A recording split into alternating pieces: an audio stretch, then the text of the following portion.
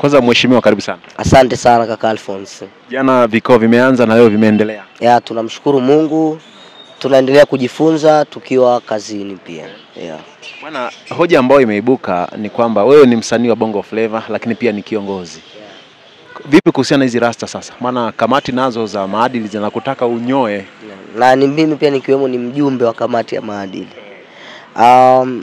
Cha kwanza mimi ambacho naweza kuambia watu. Rasta ni imani. Ni imani, lakini tu ukitoa imani, hata mimi kwenye dini yangu kinachoniambia kwamba rasta ili isiwe rasta, iwe nywele ya mtu.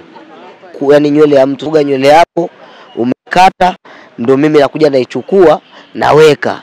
Hiyo ndio haifai.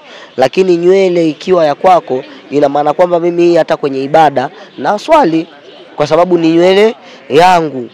Unaelewa, ni nature ya Mwenyezi Mungu. Kwa hiyo nature siku zote ni kitu ambacho kinavutia, na sisi kama Wanaarusha tunajivunia nature. Kanuni zinakutaka lakini unyoe.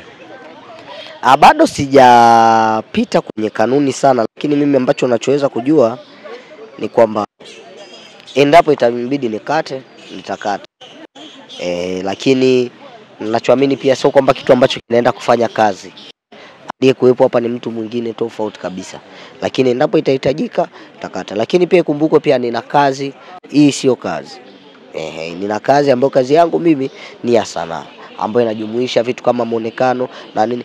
Muonekano huu sio kwamba wewe ni mhalifu au wewe ni mtumiwa. Bado unaweza kuwa na muonekano huu na bado ukawa na empower watu na encourage watu, na watu wakawa wanajua kabisa kwamba kumbe watu wa muonekano huu wanaweza wakawa wako hivi. Wewe watu wangapi ushaona ni watu wazima lakini wanazeeka, wanakuwa unashangaa, huyu vipi? Lakini ukakutana na mdogo tu yuko very wise. Kwa hiyo hicho ndo kitu ambacho mimi naweza nikasema. Kwa hiyo wasikuchukulie tofauti.